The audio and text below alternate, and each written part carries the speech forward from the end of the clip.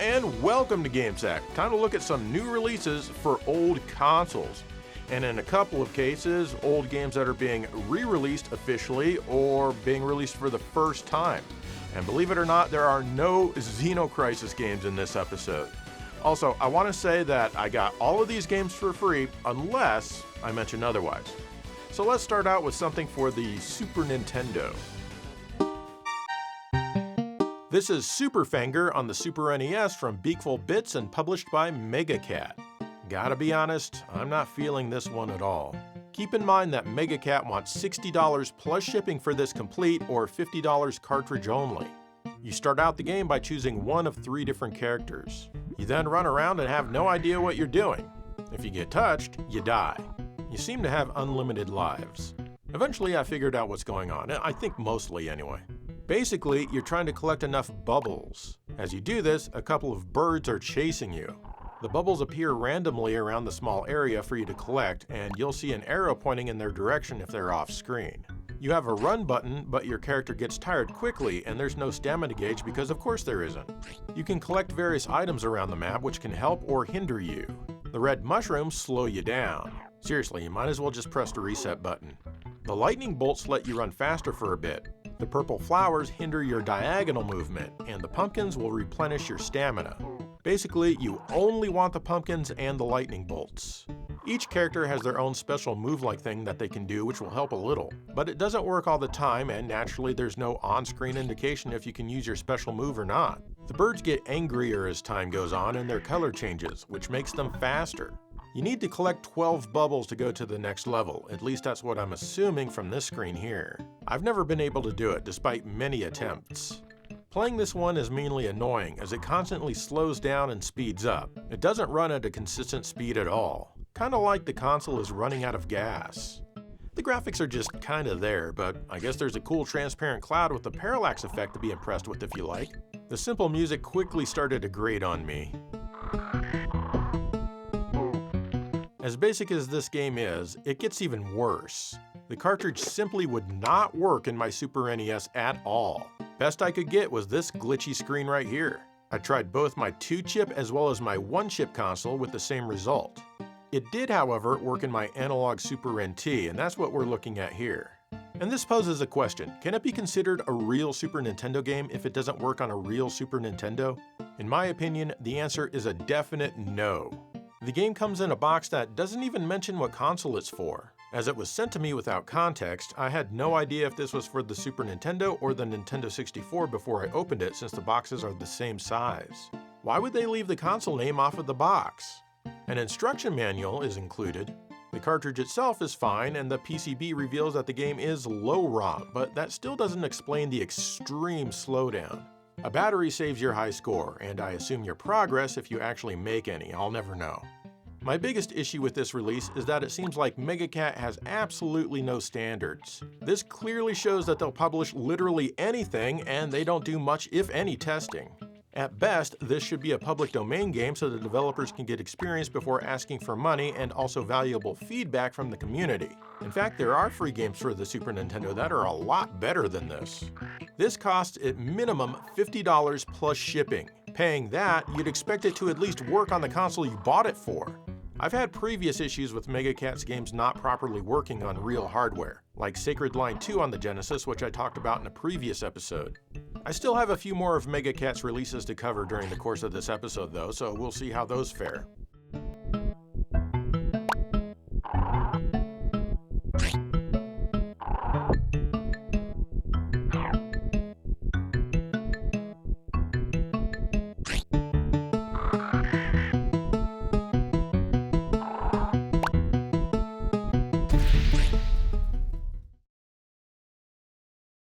Alright, let's look at an extremely hard to get game that's been officially made a bit more accessible.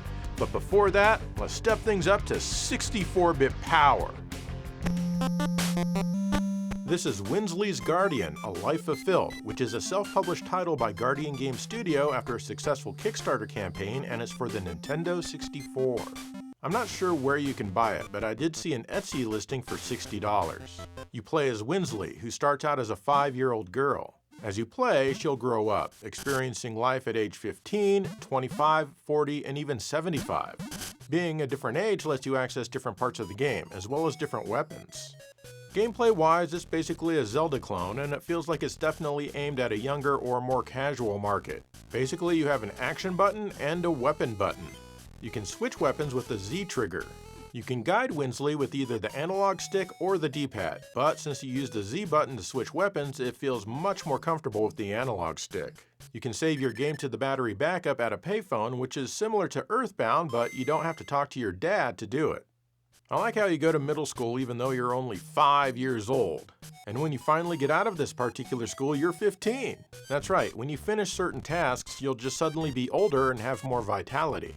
Although the game feels aimed at a younger audience, some of the enemies can be quite tough since their shots are extremely difficult to avoid, and others have a very sporadic and unpredictable movement. There are a few things in this Nintendo 64 game that seem a bit amiss. First of all, you may have noticed that they call the Z trigger Select. Wait, the Nintendo 64 doesn't have a select button. This was my first clue that this game may not be native to the console.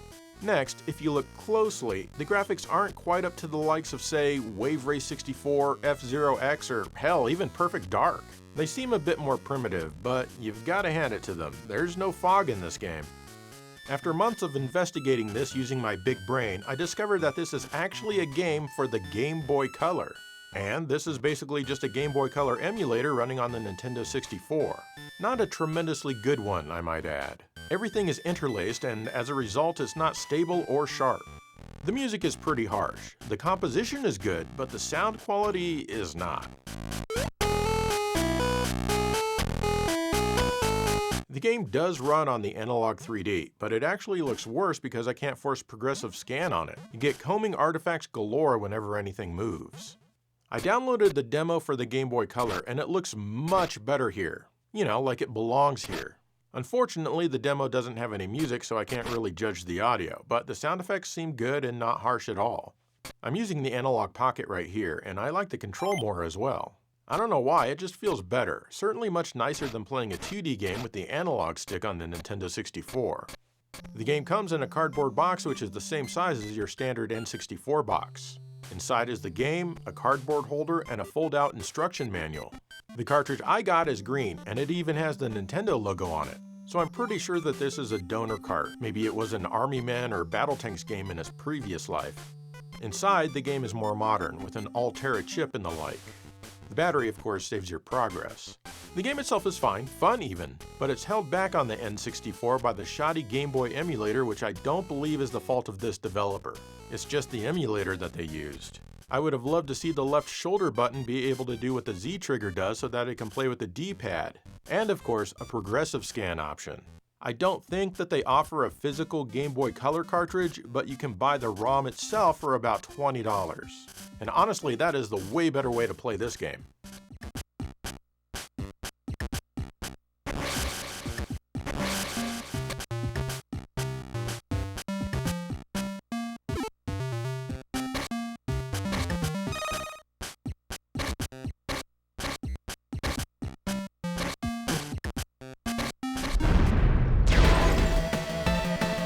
This is Slapfight on the Genesis from Toaplan and released by Retrobit. This is a game that was previously released only in Japan as Slapfight MD, published by Tengen. Retrobit does this a lot, especially with the more expensive games that are difficult to get a hold of. Now everyone can play them using a physical copy if they want. This vertical shooter is a port of the old arcade game Slapfight, developed by Toaplan and published by Taito. And that's basically what you get.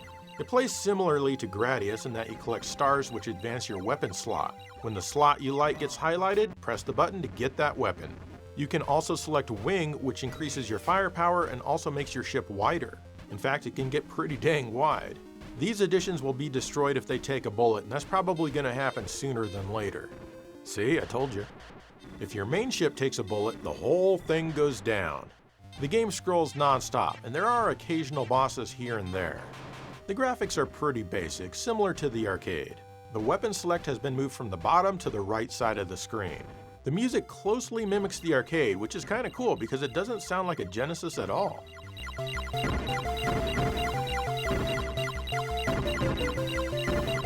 From the option screen, you can choose arranged music.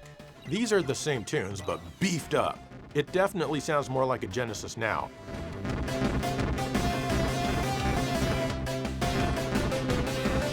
It's very rare to see an option like this in a cartridge game, so it's really cool that they give you the choice. But they didn't stop there. There's also a special mode in the option screen. This mode could basically be considered its official sequel. The gameplay is basically the same, but you've got new stages, new graphics, and brand new music. You still have the same weapons, but they've been reworked a bit, and you can now use the C button to do a bomb attack, so long as your ship has some wings on it. The more you upgrade your wings, the more bombs you can use. Of course, using one will sacrifice one of your wings. What's also cool is that if one of your wings takes a bullet, they set off the bomb as they go out, so you can move around and take out the enemies and their on-screen bullets really quick. The music here is excellent, and it was done by Yuzo Koshiro. It doesn't have a sound that's typical of the console either, and you can tell he was heavily inspired by the music from the Gradius series. I love it.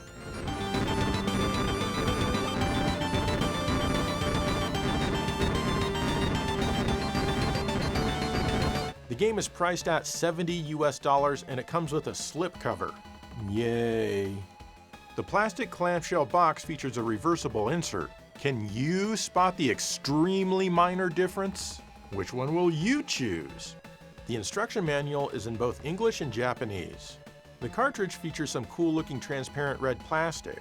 Inside that is a black PCB featuring a Hyundai chip. Can't wait for the first game which uses a chip from Kia. Overall, this is a fun vertical shooter, but you're gonna have to decide if it's worth $70 to you. I guess it was for me since I bought this with my own money.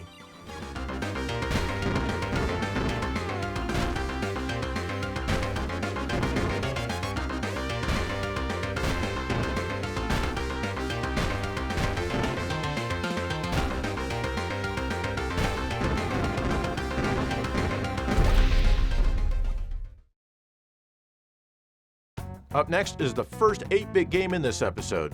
Well, actually, I guess Winsley's Guardian is technically an 8-bit game. But after that, we have a 16-bit game that's never been released anywhere. Until it was. This is Old Towers from Retro Souls and published by MegaCat. It's for the NES. It costs $60 US complete or $50 cartridge only. This game was first made for the ZX Spectrum, I believe, also by Retro Souls. I remember playing this puzzle game on the Genesis several years back. Basically, you play as someone who moves in a straight line until they can't move anymore. You do this by simply pressing whatever direction you want to move. You need to zip around, collect all of the coins in a stage, and then zip to the door which opens once you get them all to end the level. You need to avoid things like spikes and moving enemies. If you die, you restart the level and you seem to have unlimited lives. Sometimes your brother will be in the stage with you, and you can swap between each dude with the tap of a button. If he's in a stage, that means you're going to have to use him in one way or another. Often you can use him as a barrier to get a coin you otherwise could not get. Once you get them all, you need to guide both brothers to different doors to end the level. The Genesis version, of course, looks and sounds better. It incorporates the same exact playstyle, but they changed the design of most of the levels for the NES game. In fact, I think I might like the NES level designs a little better. They feel a bit more balanced. They also changed a lot of the enemies around, but some are at least similar in appearance. The graphics here are pretty good for the console, with lots of background animation going on. The music is pretty good as well.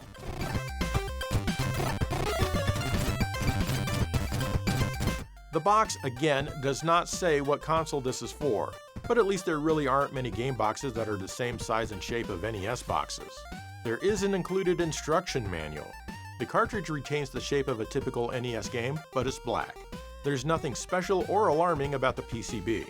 Overall, this is a good puzzle game, but I really wish that there were a save or a password feature offered. At least it actually runs fine on my real NES.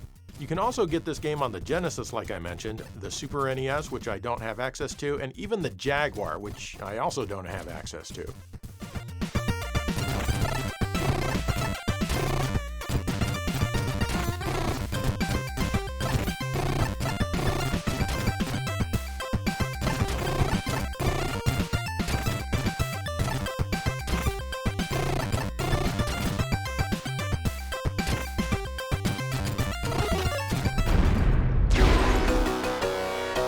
This is P472MD. It's from z.e.n.e.k.o, City Connection, and Retrobit for the Genesis. This was the first and only game that z.e.n.e.k.o made for the console, and it was planned to be released in 1990 as the Freedom Star. But it got postponed and eventually canceled for unknown reasons. In 2025, City Connection, who owns z.e.n.e.k.o's catalog, completed the game. I read that it was almost completely finished anyway. This horizontal shooter is basically an enhanced port of the z.e.n.e.k.o arcade game P47 The Freedom Fighter. The word enhanced is doing a lot of heavy lifting here because there's really not a whole lot about this game that's very special. I mean, it's not bad. It plays well. You control a plane that has one and sometimes two other smaller planes following you around. These are your wingmen. As you collect power-ups, these planes will change their formation and fire off different types of weapons. My favorite power-up is probably M, which is the heat-seeking missiles. You can also power up your main shot and increase your speed. If you die, you lose any of the power level gains and speed level gains that you may have acquired. Lastly, you have a bomb attack, which the game calls Hyper, and you can see how many of these you have left up here on top of the screen. When you get hit by enemies, you sometimes die, sometimes not. You sometimes even seem to die for no reason. Apparently, you don't die if you have a Hyper Bomb in stock. That makes this game incredibly easy. I beat it the very first time I played it. Capturing the footage today, I increased the difficulty and I beat it again just as easily. I don't even know if this game has a continue function. I've never needed it. There are only 6 stages to play through in this one. Between the stages, you have a map with some fantastic English. The hugest armored monster track. The greatest and hugest battleship. Target insight. Go for the destroy. This is some great stuff. Graphically, the game looks decent. You've got some nice scrolling, but once you see the beginning of the stage, you've seen the entire thing. Only Stage 2 shows any real effort put forth by the graphics team, as it features a couple of day-night changes. The sound is okay. The sound quality is mostly pleasant, but the music itself isn't very good at all. Listen.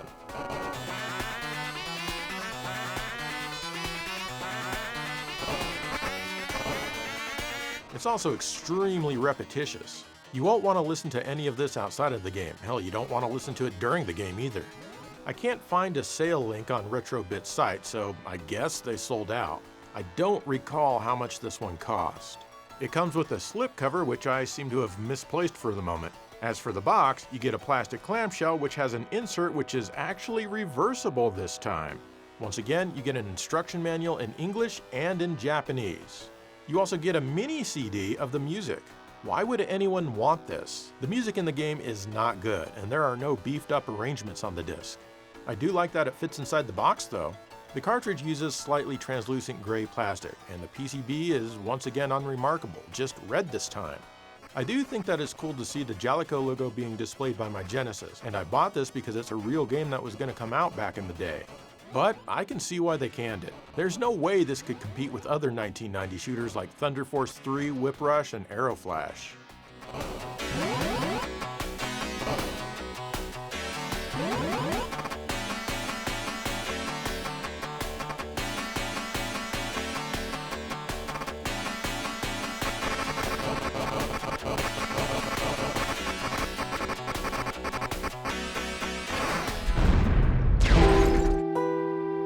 This is Junkrunner 64 from James Lambert, and it's another game for the Nintendo 64. Right now, this is a free ROM that anyone can download and play, and I'm running it on my real Nintendo 64 here. This is version 2.1 and is probably a bit outdated by the time you see this, since I make these episodes pretty far in advance of when they're released.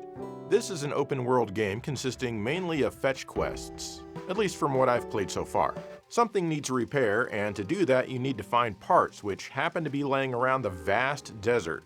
So you ride your bike to the location, find and pick up the pieces, ride back and make the repairs, or do whatever it is that you have to do.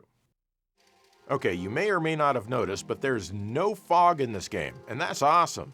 It's really interesting to see the way things draw themselves into existence. The textures are sharp as well. No typical Nintendo 64 blurriness here. Even the draw distance, for what it is usually pretty good. Except when you're inside the shop. Lots of stuff clips away in here. Oh well. The music is interesting when it plays. It adds to the feeling of isolation and scarceness of the game's world. Unfortunately, the music is a bit too loud as it sometimes clips the Nintendo 64's preamp and you get some distortion. Does the Nintendo 64 even have a preamp?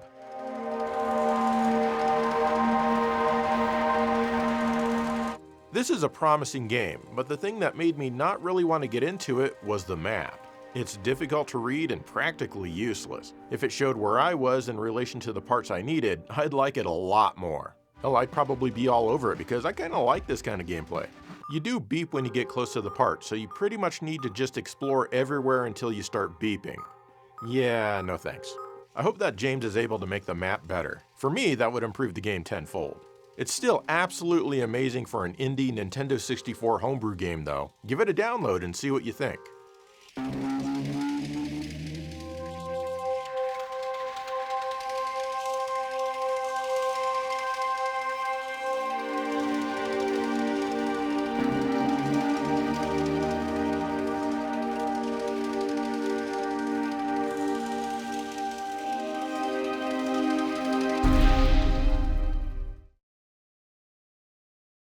Alright, I've got 3 more games to show you in this episode, and I really don't know what to say here. I really only pop up like this occasionally, let you know that I'm a real, living, breathing human being. Anyway, let's get on with it. Here's Plyuk for the NES. I'm not sure if I'm pronouncing that correctly, but I'm a dumb American, so it's okay. It's another puzzle game from Retro Souls, and it's published by Megacat. It costs $60 with a box and manual, and $10 less cartridge only. I like this one a bit more than Old Towers, but it's much more primitive. Basically, you play as this white creature. You need to grab all of the keys in the stage, which opens up the exit. Then, you need to make it to the exit. The power that you have in this game is that you can clone yourself up to 12 times. You can see how many clones you can still make, as it shows you in the upper left corner. Once you make a clone, you can't take it back, it's there for good. You can't jump, only move left, right, and fall. You can also move through certain types of flooring. Other types of flooring will crumble beneath you. If you die by landing on some spikes or whatever, it'll create a non-animating clone that you can still use as a step. In fact, sometimes you need to kill yourself to make enough of these to reach what you need to reach. If you screw up, just press start to reset the level and try from scratch. I had a lot of fun figuring out each level that I played. There were definitely a few head scratchers. This is another one which I feel would be made a lot better if it had a battery or a password feature. It's no fun playing through everything again just to practice the level you were on the other day. The graphics are basic, but they're fine. They get the job done. The music is also pretty simple. The box is another minimalistic Megacat design which doesn't mention the console the game is for. An instruction manual is included. The cartridge is the same as Old Towers, but the PCB is a different black design.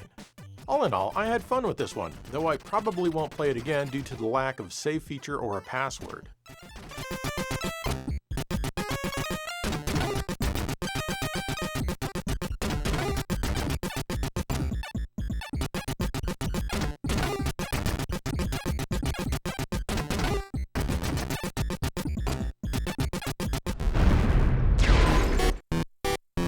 This is Gumball in Trick or Treat Land for the Game Boy Color from Exquisite Laundry Pet LLC and published by Megacat. It's $50 complete or $40 cartridge only. You start out this RPG by selecting a Gumball to buy, but it falls into Trick or Treat Land for some reason. You want to go home so you can go and get all chewed up, but there are a lot of fetch quests that you'll need to take care of first. You have typical RPG towns with lots of NPCs to talk to. Everything here is generally very lighthearted and sometimes silly. Out on the field, you can get into battles if you get close enough to an enemy. You toss treats at them to damage them, and they toss things like that back at you. Win a battle and you get money and experience. And yes, you do advance levels from time to time. You can buy or find items like potions to help yourself either in battle or on the field. There are also some places where you can refill your life for free, thankfully. You have several opportunities to save your game. Actually, you can do it any time from the pause menu, but you'll be back at the last Stumpy that you talked to. The game is generally pretty easy, but it does hold your interest. The candy and Halloween theme of everything is definitely unique. The graphics are decent for the handheld. It doesn't do anything spectacular, but generally, everything is pleasant to look at. The music is composed well enough, but a lot of the sound quality is extremely abrasive. It sounds a lot better if you keep the volume very low. box looks really good for a Mega Cat release with some nice color and artwork. It even says what system it's for on the box. And you know what? I'm betting that they won't get sued. Of course, it comes with an instruction manual. The cartridge kind of falls into its holder inside of the box though. The cartridge itself looks like any Game Boy game except that it just says game. The PCB showcases a tiny battery for your game saves. Unfortunately, this one doesn't work on the analog pocket. I just get this screen here, even using the latest firmware. It does work on my Game Boy player on the GameCube though, and that's how I got all of this footage. Overall, this is a decent little RPG. This one's also available on Steam.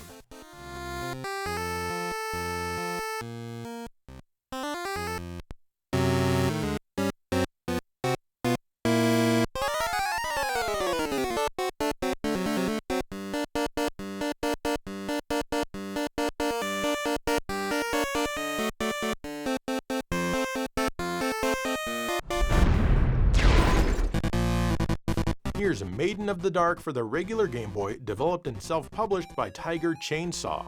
It was crowdfunded on Kickstarter, and I'm not sure where you can buy it, but I saw an eBay listing for $150.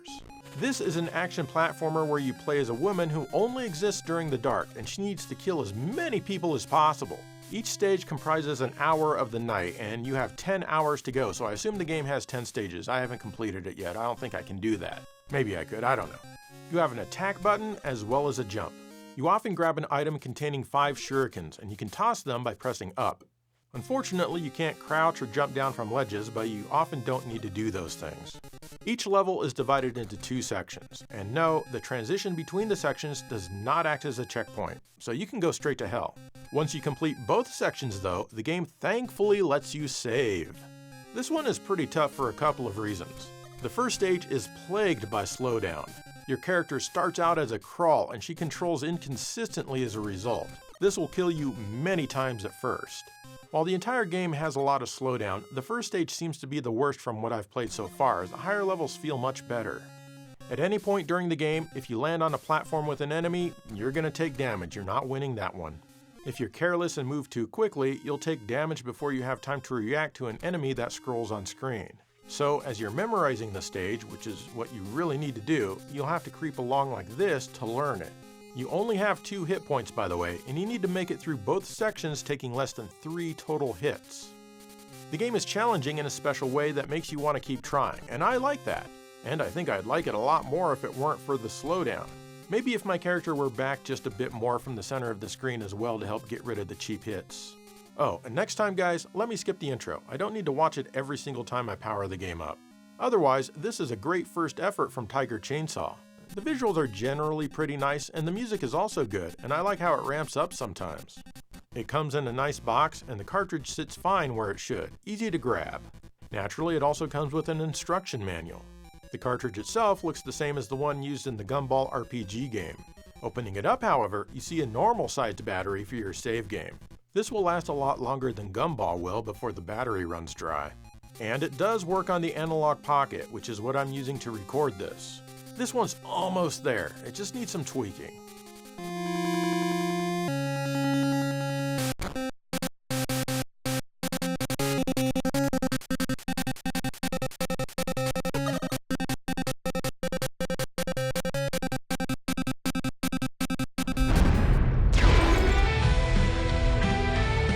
Here's a last-minute addition to the episode. Z.e.n.e.K.o for the Genesis from MS3 Research in Spain. This was sent in to me only a few days before this episode is scheduled to be released. This has a Kickstarter that hasn't launched yet at the time I'm making this video. This game was sent to me for free, and if I read everything correctly, each cartridge will be personalized to every user when you turn it on. Kinda like this. Anyway, this one is extremely interesting. First of all, it was made by only 2 people, which for what this is pretty damned impressive. It's a 1 or 2 player run and gun heavily inspired by Metal Slug. You control this little guy, and he has a rapid fire shot that you can fire in up to 4 different directions. He can also jump and toss a limited amount of grenades. You have unlimited ammo for your guns, but you'll automatically reload once the counter reaches 0, which takes time. You can reload manually by tapping the start button. This all feels unnecessary to me. Your gun is already a bit slow and rather weak, so why rub it in by forcing a reload period? You also have a limited amount of potions that you can drink, and you do this by holding the C button. This will slow down the action for 10 seconds to make it a little easier to deal with everything. That is, if you can find the time to hold the C button in the first place. And there's plenty to deal with, that's for sure. Lots of pig warriors and even more mechanical things. You'll melee the smaller things automatically when you're close enough. This game is pretty tough. You'll definitely die a lot. You do get 9 continues though. Even with that, I do think it could use some balancing. All of the mechanical enemies are bullet sponges. There's always something above you trying to kill you, even if you're dealing with something on the ground, and the game just doesn't give you the tools to deal with it all. Even the upgraded weapons don't feel strong, and you're rarely able to keep them for long. Hey, that rhymes. The entire game is a single long stage, and that is pretty cool. It just keeps scrolling and scrolling. I like a lot of the artwork here. It changes often, and a lot of the time there's stuff going on in the background. Oh, and the sound is pretty special. Take a listen. Heavy machine gun.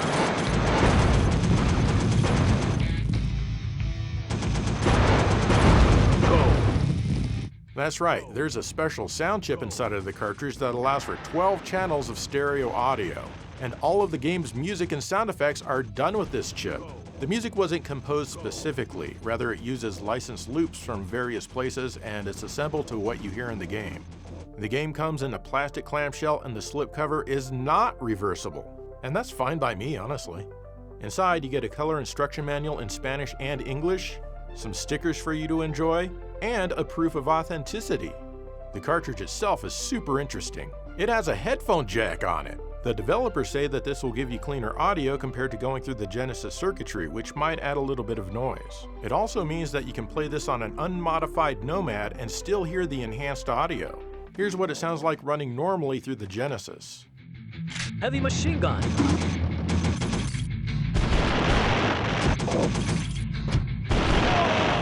And here's what it sounds like coming from the cartridge audio jack. Can you tell the difference? Heavy machine gun.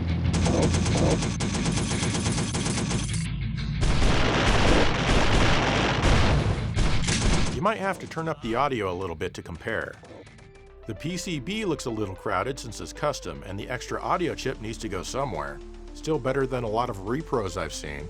On the back, it tells you that this game has 192 meg of power. That is a lot. Speaking of 192 megs, I guess there's also going to be a Neo Geo version of this one as well. Overall, this one has a ton of potential. I love the sound, I love the visuals, but if they could just balance it a little bit so it doesn't feel like my weapons are so weak, that would be fantastic.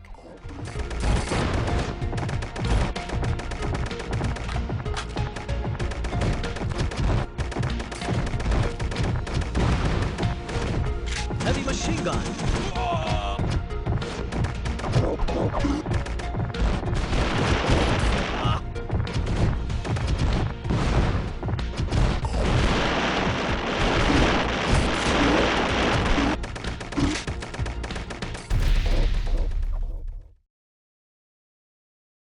And there you go, new games for these old-ass platforms.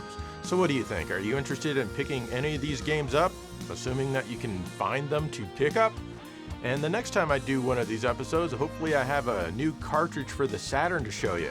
That's right, a new cartridge game for the Saturn. But in the meantime, thank you for watching GameSag.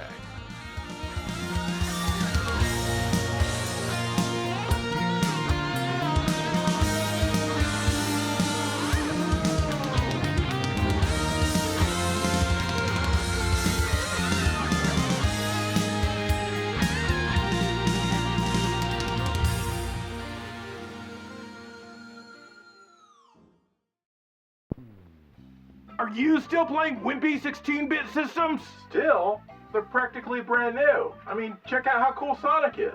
You're a pathetic loser who deserves to die! Hardcore gamers play the Neo Geo. It's the real deal. 24-bit arcade action in your home. It's 16-bit actually. It has the same CPUs as the Genesis.